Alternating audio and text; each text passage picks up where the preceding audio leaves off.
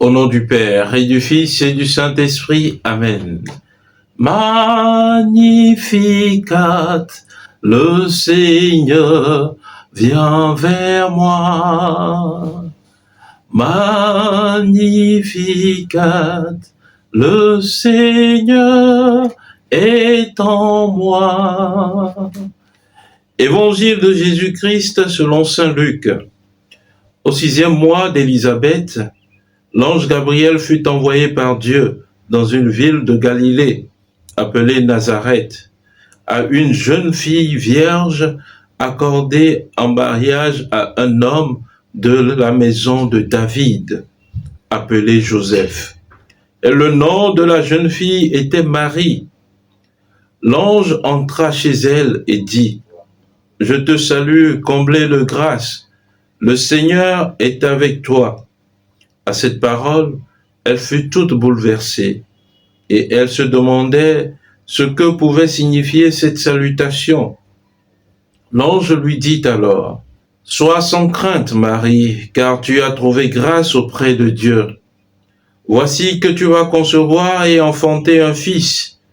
Tu lui donneras le nom de Jésus. Il sera grand, il sera appelé Fils du Très-Haut. Le Seigneur Dieu lui donnera le trône de David son père.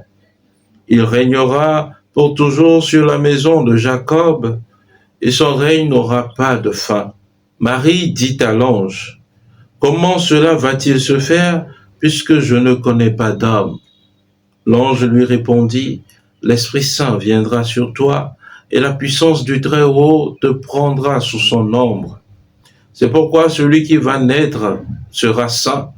Il sera appelé Fils de Dieu. Or, voici que dans sa vieillesse, Élisabeth, ta parente, a conçu, elle aussi, un fils et en est à son 6e mois, alors qu'on l'appelait la femme stérile, car rien n'est impossible à Dieu. Marie dit alors, « Voici la servante du Seigneur, que tout m'advienne selon ta parole. » Alors l'ange la quitta. Acclamons la parole de Dieu, louange à toi, Seigneur Jésus. Bien-aimé de Dieu, paix et joie à vous. L'évangile que nous venons d'écouter, nous l'avons écouté il y a quelques jours, lors de la solennité de l'Immaculée Conception. Oui, bien-aimés, en ces jours, nous nous préparons à la fête de la Nativité de notre Seigneur Jésus-Christ. Alors, l'Église nous fait revisiter en ces derniers jours, avant la Noël, le mystère qui entoure la Nativité de notre Seigneur Jésus-Christ. Aujourd'hui particulièrement, l'Église nous fait découvrir le mystère de l'Annonciation, où l'ange Gabriel a été envoyé à la bienheureuse Vierge Marie. Et en saluant la bienheureuse Vierge Marie, l'ange lui dit, « Je te salue, Marie, comblée de grâce. Le Seigneur est avec toi. » Oui, le Seigneur a reconnu en Marie une femme disponible à son action. Et Marie n'a pas eu peur de s'ouvrir à l'action du Seigneur. Et Marie, par son oui, a accepté s'ouvrir totalement à l'action du Seigneur dans sa vie pour nous, pour le genre humain. Marie, à cet âge, à 14 ans, 15 ans, par là, n'a pas eu peur de se laisser saisir par le Seigneur. Bien-aimés, là est déjà le premier message de cet évangile. N'ayons pas peur de nous ouvrir totalement au Seigneur. N'ayons pas peur de dire oui au Seigneur pour qu'il agisse en nous pour sa plus grande gloire. Le deuxième enseignement que nous donne cet évangile, c'est la foi de Marie. Oui, Marie demande à l'ange, « Comment cela va-t-il se faire ? Puisque je suis vierge. » Alors l'ange lui explique que l'Esprit Saint viendra sur toi et la puissance du Très-Haut reposera sur toi. Elle n'a pas eu peur et elle a eu foi en cette parole. Hier, dans l'évangile, Zacharie pose pratiquement la même question. « Ah, comment cela va-t-il se faire ? Puisque nous sommes déjà avancés en âge, ma femme et moi. » Mais lui, il a été cloué au mutisme. La Vierge Marie, elle a reçu grâce auprès de Dieu. Pourquoi donc alors?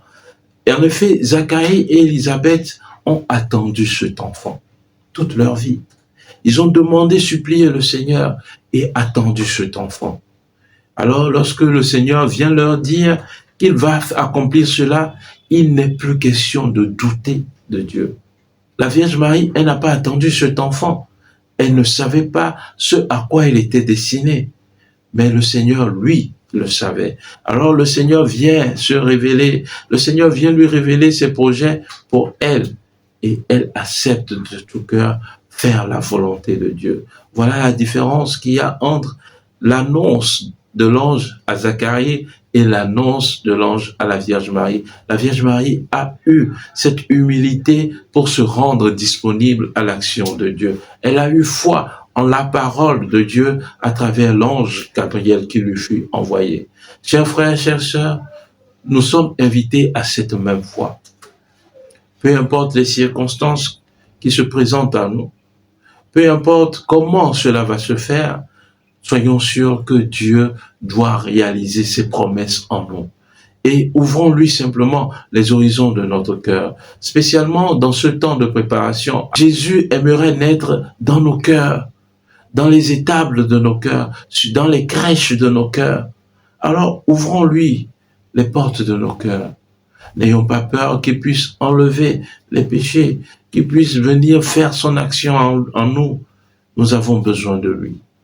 Enfin, le dernier élément que je nous propose à travers cette méditation, c'est l'humilité de la bienheureuse Vierge Marie.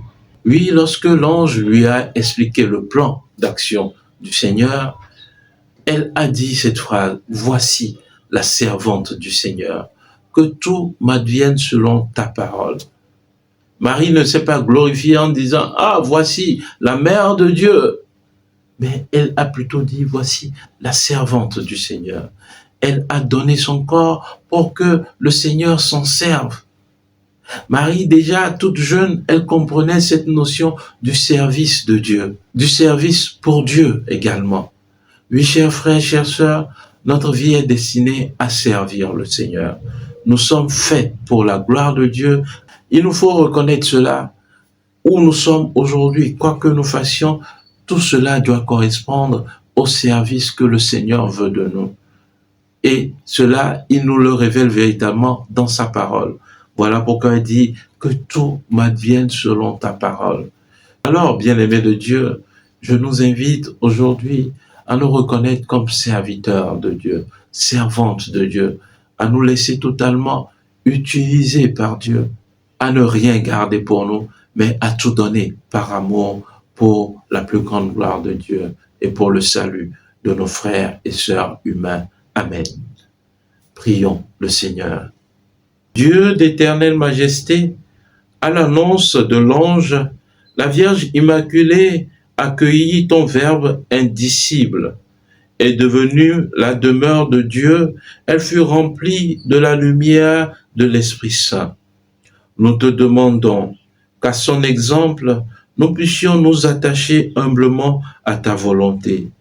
Par Jésus-Christ, ton Fils, notre Seigneur, qui vit et règne avec toi dans l'unité du Saint-Esprit, Dieu, pour les siècles des siècles. Amen. Et que Dieu Tout-Puissant vous bénisse, le Père et le Fils et le Saint-Esprit. Amen.